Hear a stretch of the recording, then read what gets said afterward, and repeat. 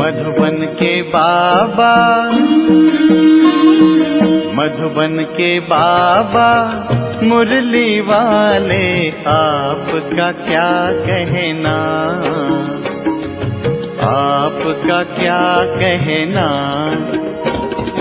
ओम शांति। आज 10 जनवरी 2022 के साकार मधुर महावाक्य हैं।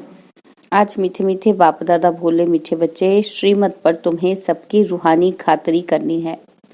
खुशी की खुराक खाना और खिलाना, यही है सच्ची खातरी करना। मीठे मीठे बाप दादा ने कहा, मीठे बच्चे, श्रीमत पर तुम्हें सबकी रूहानी खातरी करनी है। खुशी की खुराक खाना और खिलाना, यही है सच्ची खातरी करना। बाबा ने प्रश्न पूछा कि ज्ञान में स्पिरिचुअलिटी का जौहर भरने की विधि क्या है, उससे कौन कौन से फायदे होंगे। और उत्तर में बाबा ने समझाया, जब किसी को भी ज्ञान सुनाते हो तो आत्मा समझकर आत्मा को ज्ञान दो, इससे स्पिरिचुअलिटी का जौहर भर जाएगा। इस नई आदत से किसी को भी ज्ञान सुनाएंगे तो उसे झट तीर लग जाएगा, शरीर का भान भी खत्म होता जाएगा और फिर माया के तूफान व बुरे संकल्प भी नहीं आएंगे, क्रिमिनल आई भी नहीं रहेगी। ओम शांति। ज्ञान का तीसरा नेत्र देने वाला रूहानी बाप बैठ रूहानी बच्चों को समझाते हैं। ज्ञान का तीसरा नेत्र सिवाय बाप के और कोई दे नहीं सकता। अभी तुम बच्चों को ज्ञान का तीसरा नेत्र मिला है। अभी तुम जानते हो कि यह पुरानी दुनिया बदलने वाली है। बेचारे मनुष्य नहीं जानते कि कौन बदलाने वाला है और कैसे बदलाते हैं, क्योंकि उनको ज्ञान का तीसरा नेत्र ही नहीं है। तुम बच्चों को अभी ज्ञान का तीसरा नेत्र मिला है, जिससे तुम सृष्टि के आदि मध्य अंत को जान गए हो। यह है ज्ञान की सक्रीन। सक्रीन का एक बूंद भी कितना मीठा होता है। ज्ञान का भी एक ही अक्षर है, मन मना भव। यह अक्षर सभी से कितना मीठा है। अपने को आत्मा समझ और बाप को याद करो। बाप शांति धाम और सुख धाम का रास्ता बता रहे हैं। बाप आए हैं बच्चों को स्वर्ग का वर्षा देने, तो बच्चों को कितनी खुशी रहनी चाहिए। कहते भी हैं कि खुशी जैसी खुराक नहीं।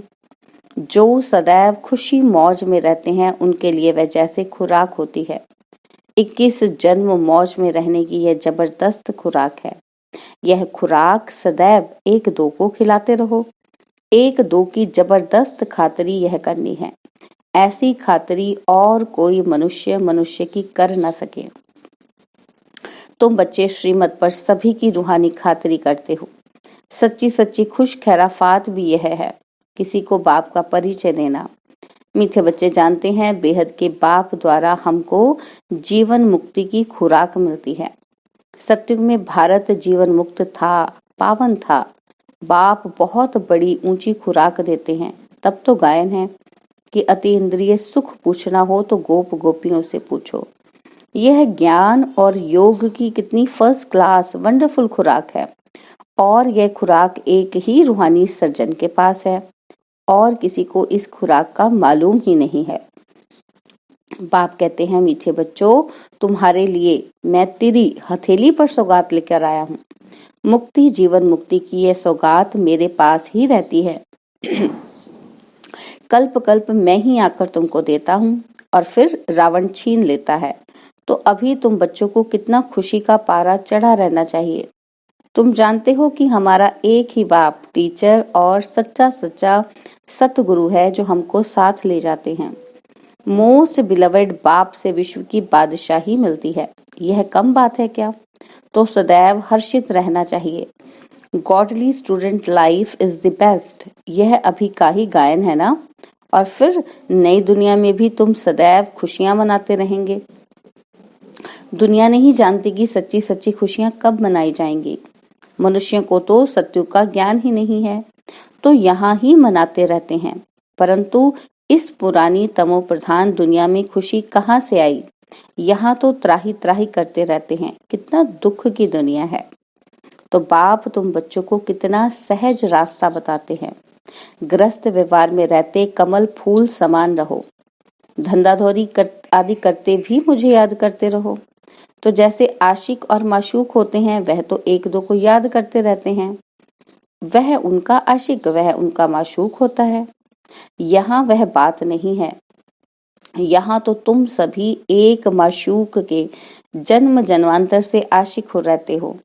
बाप कभी तुम्हारा आशिक नहीं बनता। तुम उस माशूक से मिलने के लिए याद करते आए हो। जब दुख जास्ती होता है तो जास्ती सुमिरन करते हैं। गायन भी है कि दुख में सुमिरन सब करे, सुख में करे न कोई। इस समय बाप भी सर्वशक्तिवान है, तो दिन प्रतिदिन माया भी सर्वशक्तिवान तमो प्रधान होती जाती है। इसलिए अब बाप कहते हैं, क्या कहते हैं कि मीठे बच्चे देही अभिमानी बनो, अपने को आत्मा समझ मुझ बाप को याद करो और साथ साथ दैवी गुण भी धारण करो, तो तुम ऐसे यानी कि लक्ष्मी नारायण बन जाएंगे। बाबा कहते इस पढ़ाई में मुख्य बात है ही याद की। ऊंचे ते ऊंच बाप को बहुत प्यार स्नेह से याद करना चाहिए।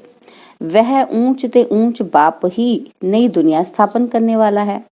बाप कहते हैं मैं आया हूँ तुम बच्चों को विश्व का मालिक बनाने, इसलिए अब तुम मुझे याद करो तो तुम्हारे अनेक जन्मों के पाप कट जाएं।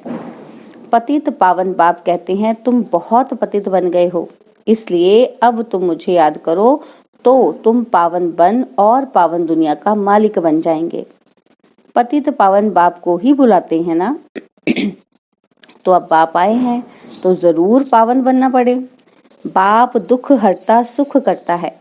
बरोबर सतयुग में पावन दुनिया थी तो सभी सुखी थे। अब बाप फिर से कहते हैं कि बच्चे शांति धाम और सुख धाम को याद करते रहो। अभी है संगम युग, खिवैया तुमको इस पार से उस पार ले जाते हैं। नैया कोई एक नहीं, सारी दुनिया जैसे एक बड़ा जहाज है, उनको पार ले जाते हैं। बाबा कहते तुम बच्चों को कितनी खुशियां होनी चाहिए, तुम्हारे लिए तो सदैव खुशी ही खुशी है। बेहद का बाप हमको पढ़ा रहे हैं। वाह, यह तो कभी न सुना न पढ़ा, भगवानुवाच है। बाबा कहते मैं तुम रूहानी बच्चों को राजयोग सिखा रहा हूँ, तो पूरी रीति सीखना चाहिए, धारणा करनी चाहिए, पूरी रीति पढ़ना चाहिए। पढ़ाई में नंबरवार तो सदैव होते ही हैं। अपने को देखना चाहिए कि मैं उत्तम हूँ, मध्यम हूँ व कनिष्ठ हूँ। बाप कहते हैं अपने को देखो, मैं ऊंच पद पाने के लायक हूँ, रूहानी सर्विस करता हूँ। क्योंकि बाप कहते हैं बच्चे सर्विसेबल बनो, फॉलो करो। मैं आया ही हूँ सर्विस के लिए, रोज सर्विस करता हूँ, इसलिए ही तो यह रथ लिया है। इनका रथ बीमार पड़ जाता है तो भी मैं इनमें बैठ मुरली लिखता हूँ। मुख से तो बोल नहीं सकते तो मैं लिख देता हूँ, ताकि बच्चों के लिए मुरली मिस ना हो। तो मैं भी सर्विस पर हूँ ना। तो यह है रूहानी सर्विस। तुम भी बाप की सर्विस में लग जाओ, ऑन गॉड फादरली सर्विस। बाप ही तुमको सारे विश्व का मालिक बनाने आए हैं। जो अच्छा पुरुषार्थ करते हैं उनको महावीर कहा जाता है।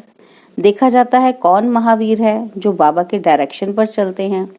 बाप का फरमान है अपने को आत्मा समझ, भाई भाई देखो, इस शरीर को भूल जाओ। बाबा भी शरीर को नहीं देखते हैं। बाप कहते हैं कि मैं आत्माओं को देखता हूँ। बाकी यह तो ज्ञान है कि आत्मा शरीर बिगर बोल नहीं सकती। मैं भी इस शरीर में आया हूँ, लोन लिया हुआ है। शरीर के साथ ही आत्मा पढ़ सकती है। बाबा की बैठक यहाँ है। यह है अकाल तख्त। आत्मा अकाल मूर्त है। आत्मा कब छोटी बड़ी नहीं होती, शरीर छोटा बड़ा होता है। जो भी आत्माएं हैं उन सभी का तख्त या भ्रिकुटी का बीज है। शरीर तो सभी के भिन्न भिन्न होते हैं। किसका अकाल तख्त पुरुष का है और किसी का अकाल तख्त स्त्री का है। बाबा कहते और किसी का अकाल तख्त बच्चे का है। बाप बैठ बच्चों को रूहानी ड्रिल सिखलाते हैं। जब कोई से बात करो तो पहले अपने को आत्मा समझो। हम आत्मा फलाने भाई से बात करते हैं। बाप का पैगाम देते हैं कि शिव बाबा को याद करो, याद से ही जंक उतरनी है। सोने में जब अलाई पड़ती है तो सोने की वैल्यू ही कम हो जाती है।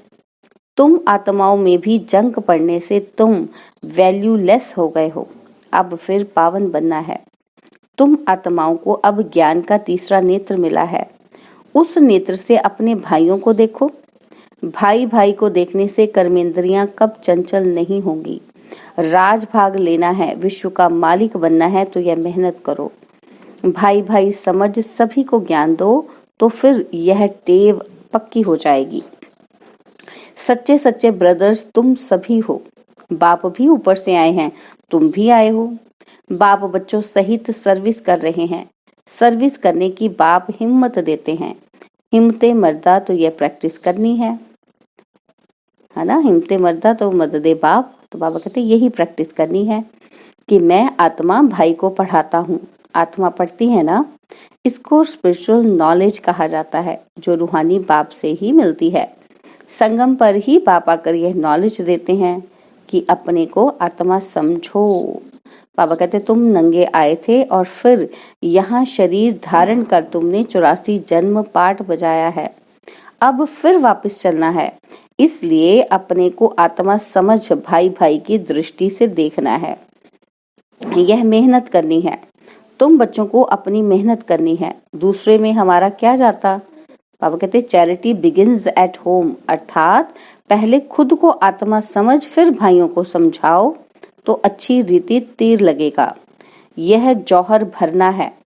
मेहनत करेंगे तब ही ऊंच पद पाएंगे। बाप आए ही हैं फल देने के लिए, तो मेहनत करनी पड़े, कुछ सहन भी करना पड़ता है।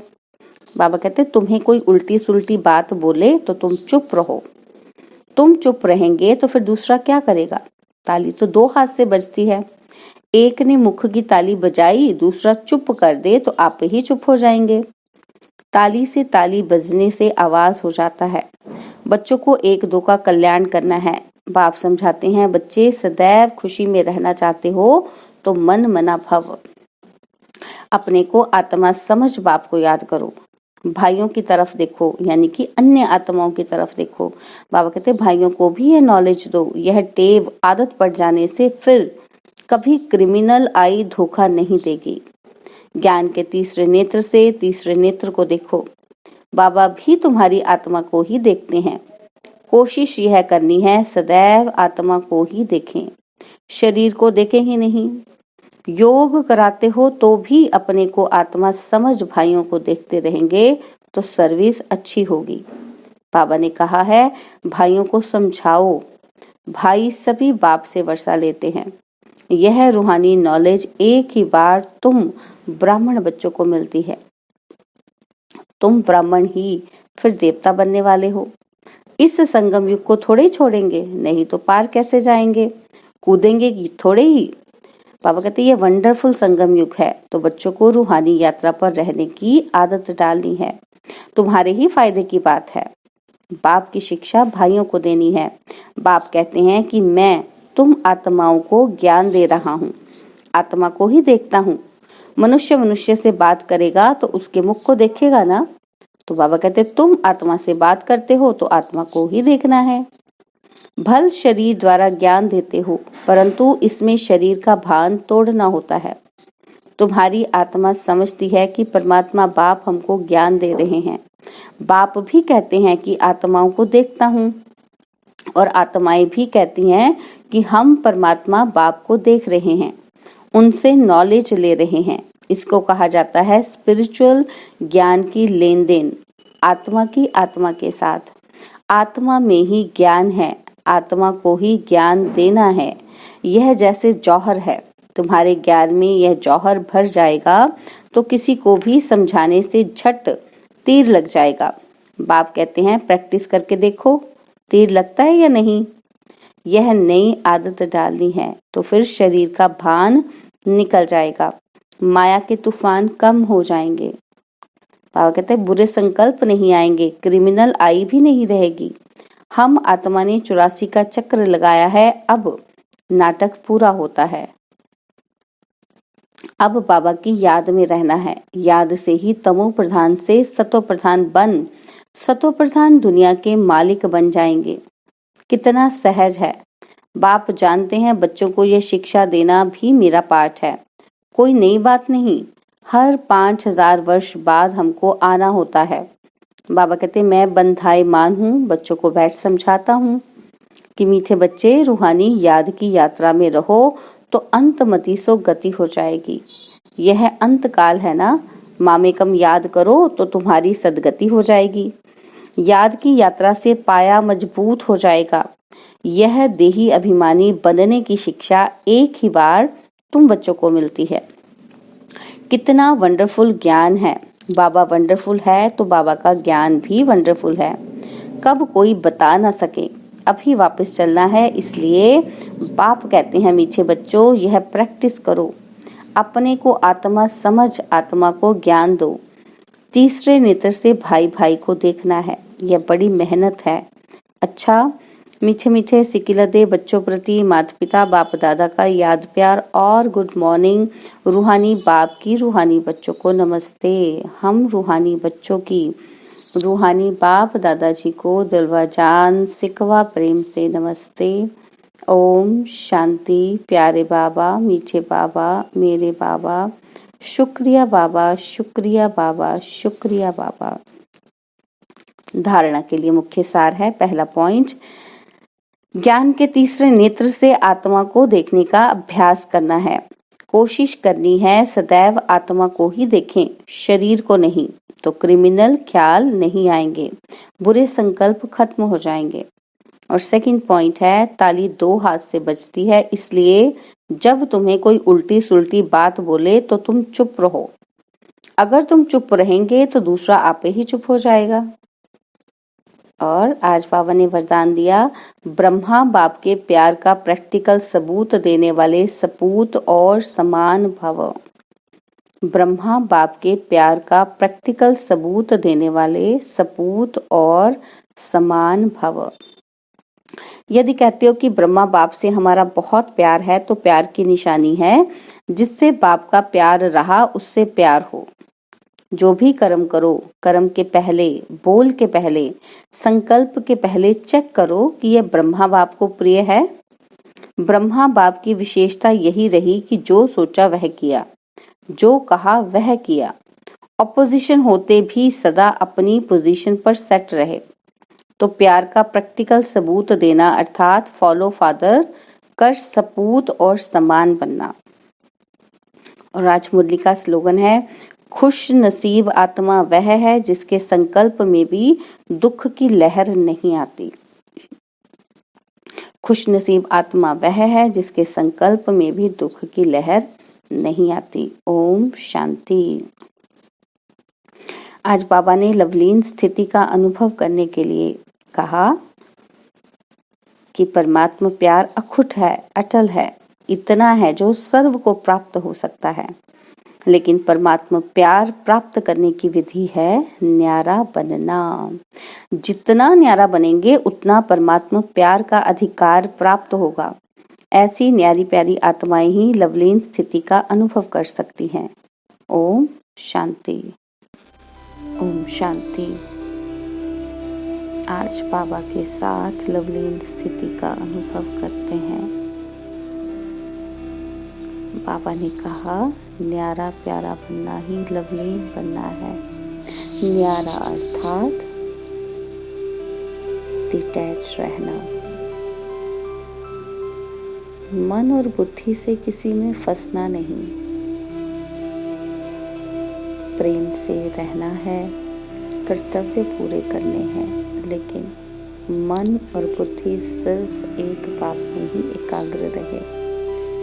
पूरी निष्ठा के साथ, प्रेम के साथ संबंध निभाने हैं, लेकिन उन पर आश्रित नहीं होना है। यही न्यारा बनना है। तो मैं न्यारी आत्मा हूँ। मैं आत्मा अपने इस शरीर के सभी संबंधों को प्रेम, निष्ठा, उमंग, उत्साह से निभाने वाली आत्मा हूँ। उनसे प्रेम करने वाली आत्मा हूँ और न्यारी आत्मा हूँ। बाबा के प्यार ने मुझे न्यारा बना दिया और सबका प्यारा बना दिया। ये ज्ञान, ये आभास मुझे इस लौकिक संसार में सभी आत्माओं के लिए अच्छा सोचने वाला, अच्छा कर्म करने वाला, उनमें उमंग उत्साह भरने वाला ज्ञान मुझे दिया। ये ज्ञान का आधार मुझे परमात्मा प्यार का अधिकारी बनाता है। तो इस ज्ञान के आधार से मैं न्यारी और प्यारी आत्मा हूँ, बाप के प्यार में ही डूबी हुई। उस प्यार से सभी आत्माओं को प्यार बांटने वाली प्यारी आत्मा हूँ, लव में लवलीन आत्मा हूँ। इस दिव्य प्रेम के बदले मुझे किसी से कुछ नहीं चाहिए। मुझे सिर्फ और सिर्फ प्रेम देना है और देते हुए उसमें फंसना भी नहीं, उनसे डिटैच भी रहना है।